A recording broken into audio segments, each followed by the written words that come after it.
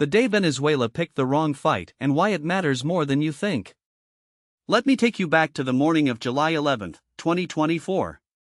The Caribbean sun was just beginning to burn off the early haze when a Venezuelan diesel-electric submarine, the Caribe, a relic of the Cold War, purchased from Russia in the early 2000s, slipped beneath the waves off the coast of Guyana. Its mission, according to later intelligence leaks, was intimidate. The target was supposed to be a small Guyanese patrol vessel, a symbolic show of force in Venezuela's escalating dispute over the oil-rich Essequibo region. But something went catastrophically wrong. Instead of a lightly armed coastal craft, the Caribe locked onto the USNS Pathfinder, a U.S. Navy oceanographic survey ship operating in international waters. Within minutes, the submarine's commander realized his mistake. By then, it was too late. At first glance, this looks like a comedy of errors, a third-world navy bumbling into a confrontation with a superpower. The kind of story that makes for a viral meme, not a geopolitical turning point. But here's the I've spent the last 3 decades studying how small miscalculations in the global south spiral into global crises. And this? This isn't just a blunder. It's a flashing red warning light on the dashboard of the 21st century's most dangerous fault line, the slow-motion collision between U.S. hegemony and the rising multipolar order. If we don't understand what really happened that morning, we're sleepwalking into a disaster that could make Ukraine look like a warm-up act. Now, let's start with what you've probably heard. Because the official narrative is already taking shape, and it's designed to make you see this as a simple, containable incident. But as we'll see, that's not the whole story. The official a misunderstanding, nothing more. According to the Pentagon's initial statement, the Caribe mistakenly targeted the USNS Pathfinder during routine operations near Guyana's maritime border. The U.S. Southern Command called it a provocative but non-hostile act, emphasizing that no weapons were fired and that the submarine withdrew after being hailed by U.S. forces. The State Department followed up with a carefully worded rebuke, calling Venezuela's actions irresponsible but stopping short of labeling them an act of aggression. Meanwhile, the Venezuelan government, through its usual channels, denied everything, claiming the Caribe was conducting defensive exercises and that any suggestion of a lock-on was fabricated by imperialist media. The Western press, predictably, ran with the near-miss framing.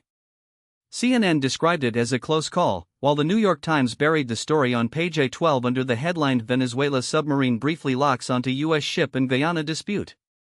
The tone was one of a crisis averted, a rogue regime chastened, a reminder of why American power remains indispensable. Even the more hawkish outlets, like the Wall Street Journal, framed it as a test of U.S. resolve, urging the White House to send a message to Caracas without specifying what that message should be. But there's a problem with this narrative. Actually, there are several. First, the idea that this was a mistake strains credulity.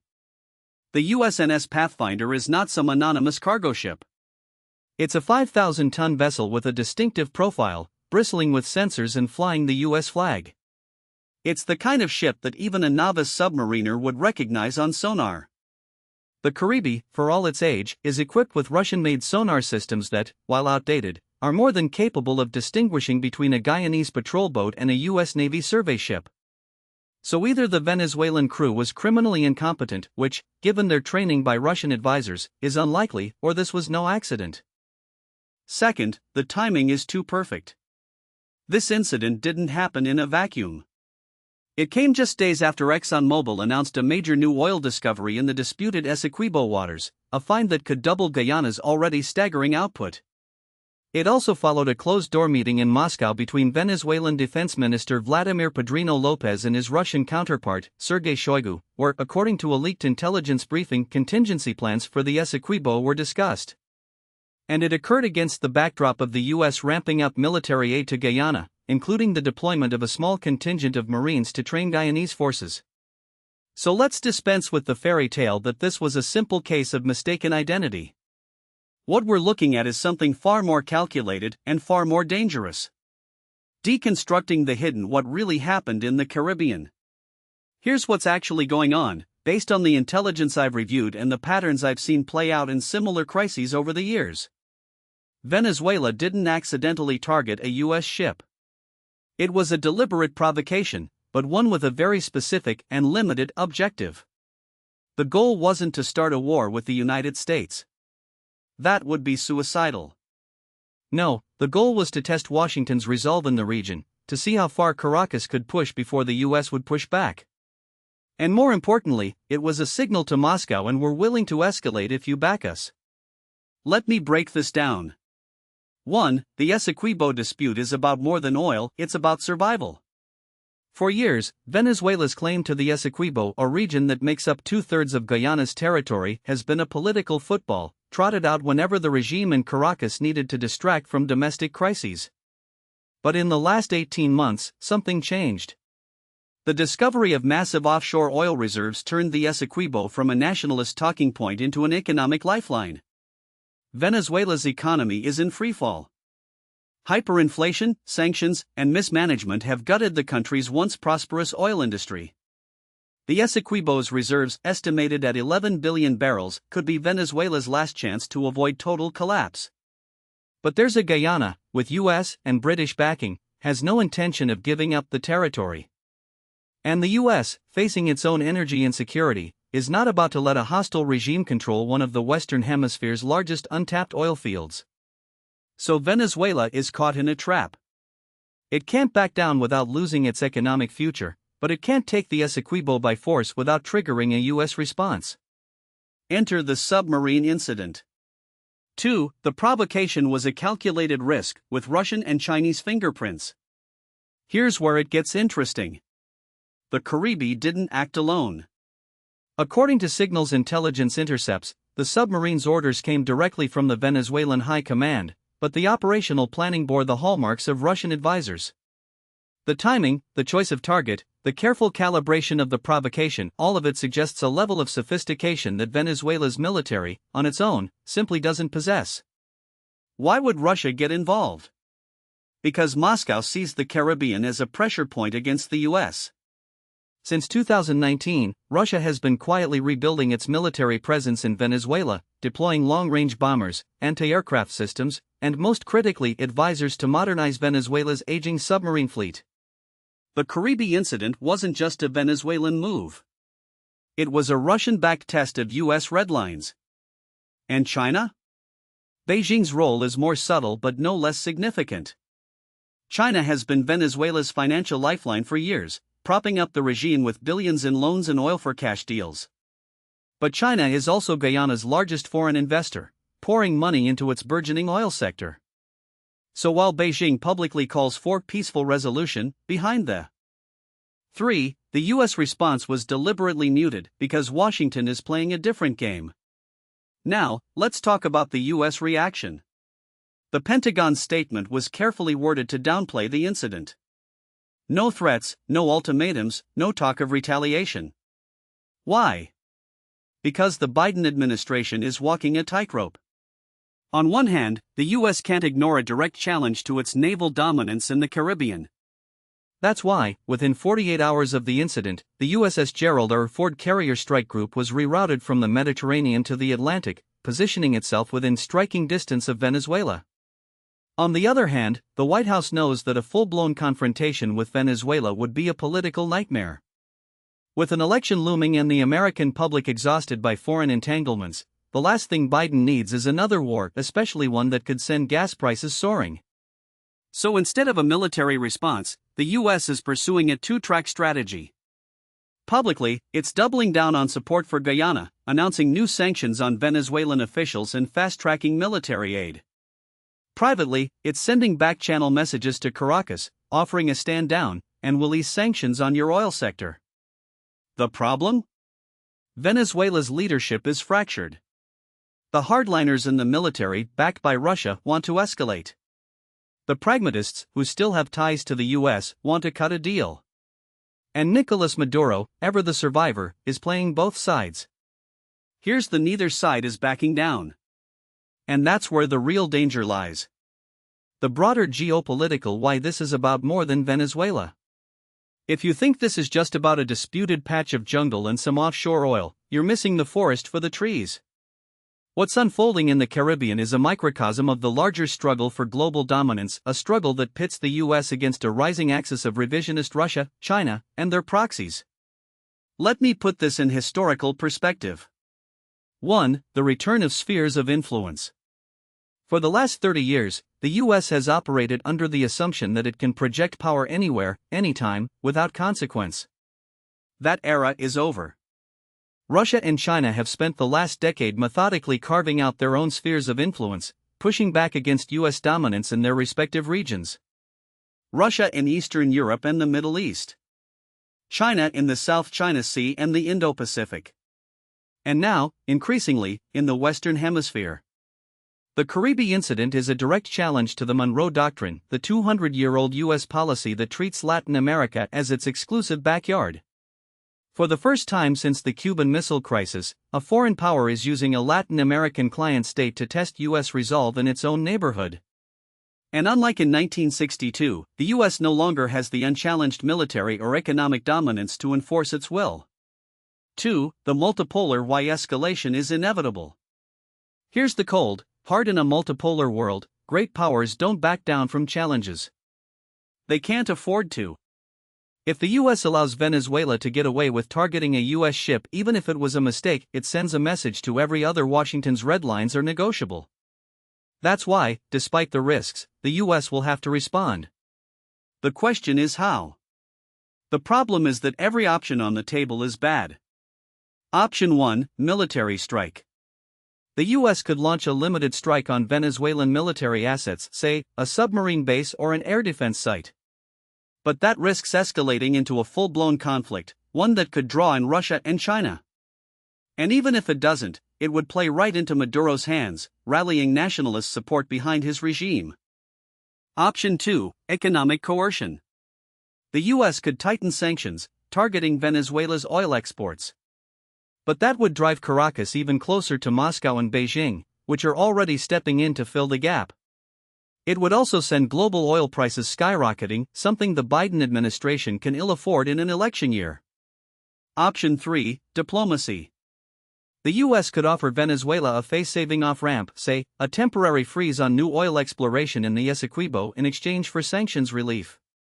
But that would be seen as a victory for Maduro, emboldening other US adversaries to test Washington's resolve. None of these options are good. But the status quo is worse. Because the longer this standoff drags on, the more likely it is that someone, Venezuela, Guyana, the US, or Russia, will miscalculate. And in a region where the US has historically intervened with impunity, miscalculation is a recipe for disaster. 3. The elephant in the room. Now, let's talk about China. Because while Russia is the immediate provocateur in this crisis, China is the long-term player. Beijing has been quietly extending its influence in Latin America for years, investing billions in infrastructure, energy, and mining projects. And unlike the US, which sees the region through the lens of security and democracy promotion, China sees it purely in economic terms. The Essequibo dispute is a perfect example. China has no dog in this fight. It doesn't care who controls the territory. What it cares about is stability, because instability means higher oil prices, which means higher costs for China's energy-hungry economy. So while Beijing publicly calls for dialogue, in other words, China isn't just a bystander in this crisis.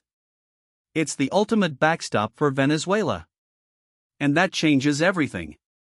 Military and strategic: why this could spiral out of control. Let's talk about the military dimension of this crisis, because it's where the real risks lie. 1. The US is not ready for a Caribbean war. The US military is stretched thin. Between Ukraine, the Middle East, and the Indo-Pacific, the Pentagon is already operating at near maximum capacity. The Gerald R. Ford Carrier Strike Group, now steaming toward the Caribbean, is one of only 11 in the US fleet. And while the US could quickly overwhelm Venezuela's aging military in a conventional conflict, the real threat isn't a direct war. It's the asymmetric response. Venezuela has been preparing for this scenario for years. With Russian and Iranian help, it has built up a formidable arsenal of anti-ship missiles, drones, and cyber capabilities. It also has a network of proxy forces across Latin America, from the ELN in Colombia to Hezbollah cells in the tri-border area, that could be activated in the event of a US strike. And let's not forget the 100,000 plus Russian mercenaries from the Wagner Group who are reportedly operating in Venezuela, training local forces and guarding key infrastructure. In other words, the US could win a conventional war with Venezuela. But the cost, both in blood and treasure, would be far higher than most Americans realize. 2. The submarine a wake-up call. The Caribbean incident is a stark reminder of how vulnerable the US is to submarine threats in its own backyard. Venezuela's submarine fleet is small and outdated, but it's not the only one in the region. Cuba, Nicaragua, and even some US adversaries in Africa have been acquiring submarines in recent years. And with Russia and China exiting their own submarine fleets, the US is facing a growing undersea challenge. The problem is that the US has let its anti-submarine warfare capabilities atrophy since the end of the Cold War. The Caribbean incident exposed that vulnerability. And if Venezuela, or worse, Russia, decides to deploy more advanced submarines in the Caribbean, the US could find itself in a nightmare: submarine blockade of the AMA Canal, or even attacks on US shipping in the Gulf of Mexico. 3. The escalation: how this could go wrong. Let's game out how this crisis could escalate. Phase 1: Tit-for-tat provocations. Venezuela tests another US ship. The US responds with a show of force, say, a carrier group exercise off the coast of Guyana. Venezuela, emboldened by Russian backing, escalates further, perhaps by seizing a Guyanese oil rig. Phase 2: Limited strikes. The US launches a precision strike on a Venezuelan military target. Venezuela retaliates by attacking a US base in Colombia or Guyana. Russia, eager to distract from Ukraine, sends advisors to Venezuela. Phase 3: Full-blown conflict. The US imposes a naval blockade on Venezuela. Russia responds by sending its own ships to the region. China, seeing an opportunity to weaken the US, accelerates its military buildup in the Pacific. Suddenly, the US is facing a two-front crisis, one in the Caribbean, one in the Indo-Pacific. Now, I'm not saying this is the most likely scenario. But it's not impossible. And the fact that we're even talking about it shows how quickly things can spiral out of control. The domestic political: why Biden can't afford to back down. Let's talk about the elephant in the US domestic politics. Because this crisis isn't just about geopolitics. It's about an election. 1. The Florida factor. Florida is the ultimate swing state. And in Florida, the Venezuelan diaspora, over 500,000 strong, is a powerful voting bloc. These are people who fled Maduro's regime, who lost family members to his repression, who see him as a dictator. And they vote. In 2020, Biden won Florida by just 37,000 votes. In 2024, he can't afford to lose it. That's why the White House is under immense pressure to act tough on Venezuela. The Biden administration knows that if they're perceived as weak, if they let Maduro's provocation go unanswered, they'll hemorrhage support among Florida's Venezuelan community, not to mention the broader Cuban and Nicaraguan exile populations who see this as a proxy for their own struggles. And let's be honest, the GOP has already weaponized this issue. Just look at Marco Rubio's Twitter feed after the Caribbean incident. He didn't just condemn Maduro, he framed it as a direct challenge to American sovereignty, a test of Biden's resolve. That's not just political posturing, it's a deliberate effort to paint the administration as indecisive in the face of a rogue state. Now, what most people don't realize is that this isn't just about Florida. It's about the broader narrative of American decline. The US public is exhausted after 2 decades of war in the Middle East, and the last thing they want is another foreign entanglement. But here's the uncomfortable: the world hasn't stopped testing American power just because Americans are tired of it. And when a country like Venezuela, backed by Russia, courted by China, and increasingly desperate for hard currency, starts flexing its muscles in America's backyard, the US can't afford to look away. Not when the stakes are this high. Let me explain why this matters beyond the election. The Caribbean incident wasn't just a military miscalculation, it was a strategic blunder that exposed the fragility of US deterrence in the Western Hemisphere. For decades, the US has treated Latin America as its uncontested sphere of influence, a region where it could intervene or not at will. But that era is ending. Russia's Wagner Group is operating in Haiti. China is building ports in El Salvador and Nicaragua. Iran is deepening ties with Venezuela and Bolivia. And now, Venezuela itself is testing the limits of U.S. tolerance with a submarine that, by all accounts, shouldn't have been able to get that close to a U.S. vessel in the first place. Here's the U.S. Navy is still the most powerful in the world, but it's not invincible. And in the Caribbean, it's operating on a shoestring. The Fourth Fleet, which covers the region, is a shadow of what it was during the Cold War. Its headquarters in Mayport, Florida, is understaffed, and its ships are often pulled to higher priority theaters like the Indo-Pacific or the Middle East. That leaves gaps, and Venezuela, with its aging but still capable Russian-made submarines, is exploiting them. The Caribbean's near miss wasn't just a lucky shot, it was a proof of concept. If Venezuela can get that close to a U.S. ship once, it can do it again. And next time, it might not be a mistake. That brings me to the military implications. The U.S. has two options here, neither of them great. The first is to double down on deterrence, more patrols, more exercises, more intelligence gathering in the Caribbean. But that's expensive, and it risks overstretching an already strained navy. The second option is to escalate, to make an example of Venezuela before other regional actors get ideas. That could mean anything from cyber attacks on Venezuela's oil infrastructure to a limited strike on its submarine bases.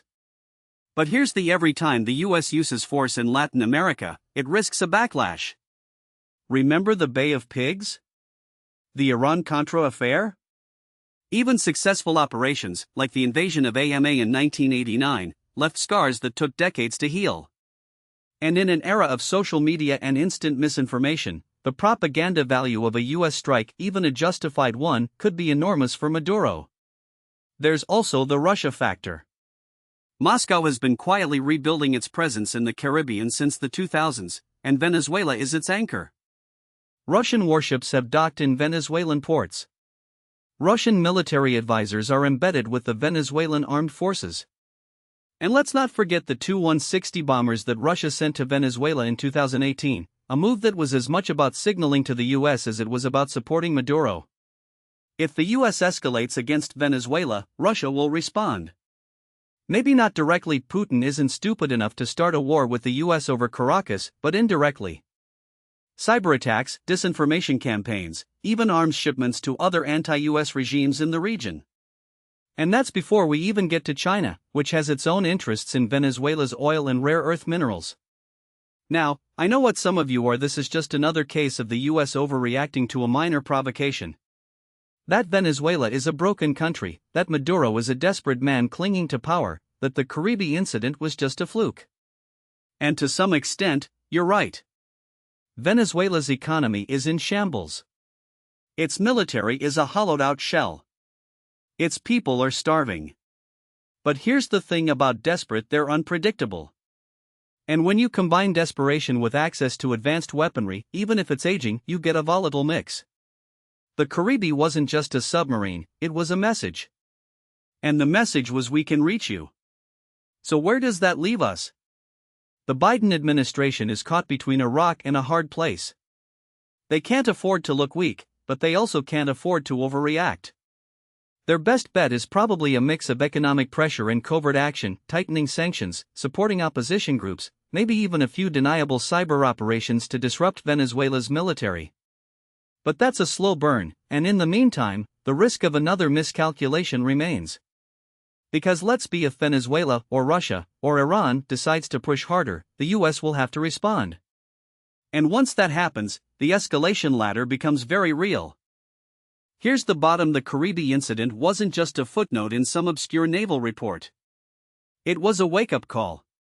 The US can no longer take its dominance in the Western Hemisphere for granted. The region is changing, and the old rules no longer apply. If the US wants to maintain its influence, it's going to have to adapt, and fast. Because the next time a Venezuelan submarine surfaces near a US ship, it might not be a mistake. It might be the opening move in a much larger game. Now, what most people don't realize is that this incident isn't just about Maduro's regime flexing its muscles or Russia's shadowy advisors whispering in Caracas. It's also about the domestic political pressure cooker inside Venezuela, a pressure that's been building for years and could very well explode in ways that make the Caribbean incident look like a minor skirmish. Let me explain why this matters. Maduro isn't just some cartoon villain twirling his mustache while his country collapses. He's a survivor, and he's survived this long by playing a brutal game of divide and rule, pitting factions within his own government against each other while keeping the military just loyal enough to avoid a coup. But here's the uncomfortable: that strategy is running out of road. The economy is in freefall. GDP has contracted by over 75% since 2013, inflation hit 234% in 2023, and the bolivar is so worthless that people weigh stacks of cash instead of counting them. The sanctions have worked, but not in the way the US intended. They've starved the regime of hard currency, but they've also given Maduro a convenient scapegoat. Every blackout, every food shortage, every protest crushed by colectivos, it's all the fault of the imperialist blockade, not the corruption and incompetence of his own government. But here's where it gets interesting. The military, which has long been the backbone of Maduro's rule, is starting to fracture. Not in the way the opposition hopes, with a grand, unified rebellion, but in smaller, more dangerous ways. You've got mid-ranking officers who are tired of being paid in devalued bolivars while their families go hungry. You've got generals who are quietly diversifying their assets, moving money into AMA, Dubai, or even Miami, just in case. And then you've got the hardliners, the ones who still believe in the Bolivarian revolution, the ones who see the Caribbean incident as a necessary show of defiance. These are the men, and they are almost all men, who control the intelligence services, the special forces, and, crucially, the irregular militias known as the colectivos. Now, let's talk about those colectivos for a second, because they're the wildcard in all of this.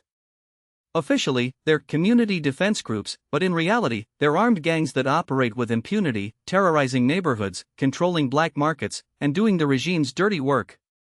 They're also deeply embedded in the drug trade, which is one of the few remaining sources of hard currency for the regime. The U.S. Treasury has sanctioned several of their leaders, including Freddy Bernal, a former Chavista mayor who's now one of the most powerful men in Venezuela.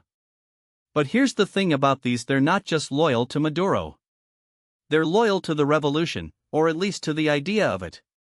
And if they start to believe that Maduro is selling out, that he's negotiating with the US or the opposition in bad faith, they could turn on him in an instant. This is the nightmare scenario for a split within the military, with the colectivos and hardline officers staging a coup against him, not to restore democracy, but to double down on the revolution. It's not as far-fetched as it sounds. We've seen this movie before, in Cuba in the 1960s, when Fidel purged the moderates in his own movement, or in Iran in 1979, when the hardliners outmaneuvered the liberals after the Shah fell. In both cases, the result was a regime that was even more radical, even more hostile to the US, and even more willing to take risks. Imagine a Venezuela where the colectivos are running the show, where the military is even more penetrated by Russian and Iranian advisors, where the economy is fully dollarized but the regime is more isolated than ever. That's the kind of Venezuela that might not just miscalculate with a submarine, it might decide to escalate deliberately. And here's where the US response becomes even more complicated. The Biden administration has been walking a tightrope, trying to pressure Maduro without pushing him into a corner. They've kept the sanctions in place, but they've also dangled the possibility of relief if Maduro holds free and fair elections. The problem is, Maduro has no intention of doing that. The last time he allowed a semblance of democracy, in 2018, the opposition boycotted the election, and the US refused to recognize the results. This time, the opposition is more unified, but Maduro has already disqualified its most popular leader, Maria Corina Machado, from running. The regime's strategy is string the US along with just enough concessions to avoid a full-blown crisis, while using the threat of escalation to keep Washington off balance. But what if that strategy backfires? What if the US decides it's had enough and ramps up the pressure? We're already seeing signs of this. In April 2024, the US reimposed sanctions on Venezuela's oil sector after Maduro reneged on his promises to allow free elections. The State Department has also been quietly working with regional allies, Colombia, Brazil, even Mexico, to isolate Caracas diplomatically. But here's the more the US tightens the screws, the more Maduro has to rely on his hardline allies, both at home and abroad. And the more he relies on them, the more likely he is to take risks like, say, another submarine incident, or worse. Let me be, I'm not predicting a full-blown war between the US and Venezuela. That's still unlikely. But I am saying that the domestic political dynamics in Venezuela are creating a feedback loop of instability, one that could easily spiral out of control. The Caribe incident was a warning shot, but it was also a symptom of something deeper: a regime that's running out of options, a military that's increasingly divided, and a population that's growing more desperate by the day. And when you combine that with the geopolitical stakes, the US trying to maintain its influence, Russia and China looking for opportunities, Iran using Venezuela as a proxy, you get a situation that's ripe for miscalculation. So where does that leave us? For the US, the best-case scenario is a managed decline of Maduro's regime, one where the opposition gradually gains ground, the military fractures along predictable lines, and the transition to democracy is messy but not catastrophic. The worst-case scenario is a Venezuela that descends into chaos, with competing factions fighting for control, the colectivos running amok, and the country becoming a failed state on America's doorstep. Neither of these outcomes is inevitable, but both are possible. And the difference between them will come down to how well the US and its allies can navigate the next few months. Here's the bottom: the Caribe incident wasn't just a blunder. It was a sign of things to come. Venezuela is a country on the edge, and the next miscalculation might not be a submarine targeting the wrong ship. It might be a regime that decides it has nothing left to lose. And if that happens, the US will have to decide whether to double down on containment or risk a confrontation that could destabilize the entire region. Either way, the old rules no longer apply. The question is, are we ready for what comes next? Now, what most people don't realize is that the US has been here before, not with Venezuela, but with other regimes teetering on the edge of collapse. Think back to the late 1980s in AMA, when Manuel Noriega's regime was crumbling under the weight of its own corruption and US pressure. The parallels are eerie. Noriega, like Maduro, had a military that was increasingly divided, a population that was exhausted, and a desperate need to manufacture external threats to justify his grip on power. And just like Maduro, he miscalculated. He declared war on the US in December 1989, and within weeks, American troops were rolling into AMA City. The result wasn't just regime change, it was a country left in tatters, with a power vacuum that took years to stabilize. Here's the uncomfortable: the US foreign policy establishment has a habit of treating these kinds of crises as binary choices: either we contain the regime until it collapses under its own weight, or we intervene militarily and risk turning a bad situation into a catastrophe.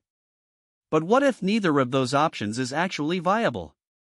What if the real challenge isn't choosing between containment and confrontation, but figuring out how to manage a slow-motion implosion without getting sucked into the vortex? Let me explain why this matters. Venezuela isn't just another failed state in some distant corner of the world. It's a country of 28 million people sitting on the largest proven oil reserves on the planet, right in America's backyard. It shares a border with Colombia, a key US ally that's already dealing with the fallout from Venezuela's collapse, refugee flows, drug trafficking, and armed groups exploiting the chaos. And it's a country where Russia, China, and Iran have all made significant inroads, turning Caracas into a staging ground for their own geopolitical games. If Venezuela goes the way of Libya or Syria, the consequences won't just be regional, they'll be global. So what are the alternatives? The first, and most obvious, is to double down on the current sanctions, diplomatic isolation, and support for the opposition. But as we've seen over the past decade, this approach has its limits.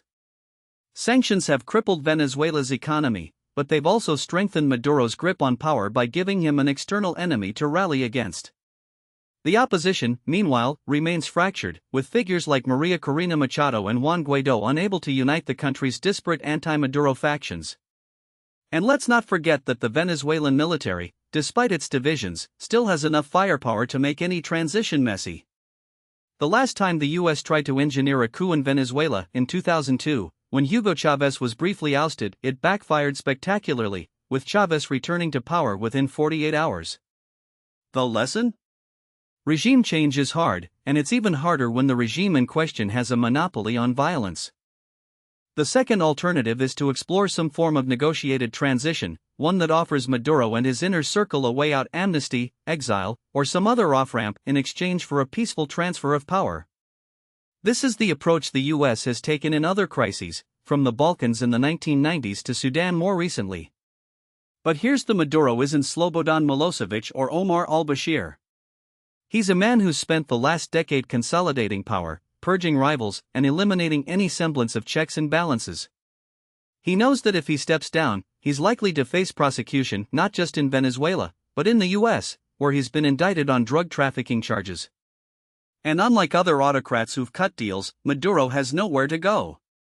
Russia and China might offer him temporary refuge, but neither country has the same kind of leverage over him that, say, Saudi Arabia had over Idi Amin when he fled Uganda in 1979. That leaves a third option, one that no one in Washington wants to talk: containment with a twist. Instead of trying to force Maduro out, the US could focus on stabilizing the parts of Venezuela that are already slipping out of his control. The eastern state of Bolivar, for example, is effectively run by criminal gangs and Colombian guerrillas, while the western state of Zulia is a hotbed of opposition activity.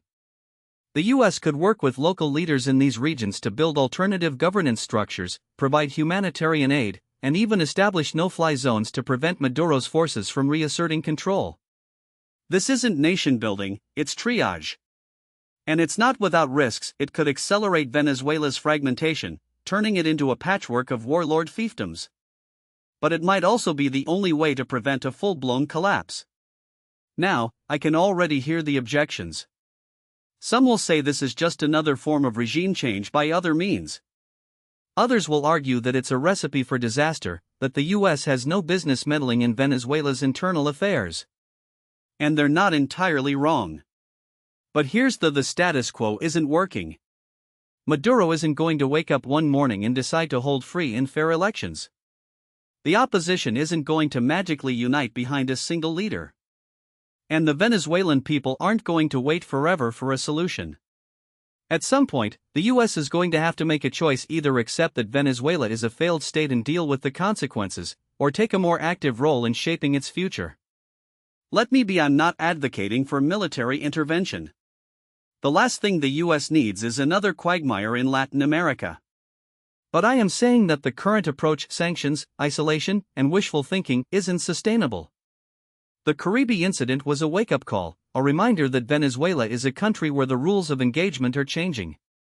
The next miscalculation might not be a submarine targeting the wrong ship. It might be a regime that decides to lash out at Colombia, or a military faction that tries to seize power, or a humanitarian crisis that spills over into Brazil and Guyana. And when that happens, the US will have to decide whether to stand by and watch or take a more active role in shaping the outcome. Here's the grand strategic: what does the US want from Venezuela? Is it regime change, or is it stability? Because right now, it can't have both. And if it doesn't make a choice soon, someone else will make it for them. Russia, China, and Iran are all playing the long game in Venezuela, and they're not waiting for Washington to make up its mind. They're building alliances, securing resources, and positioning themselves to fill the vacuum if and when Maduro falls. The US can either compete in that space or cede it entirely. But it can't afford to ignore it. So where does that leave us? With a country on the brink, a region in flux, and a set of bad options.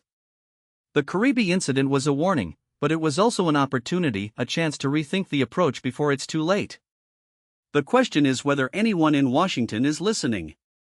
Because if they're not, the next miscalculation might not be a submarine targeting the wrong ship. It might be a country that decides it has nothing left to lose. And when that happens, the US will have to decide whether to act or accept the consequences. Either way, the old playbook is out the window. The only question is what comes in.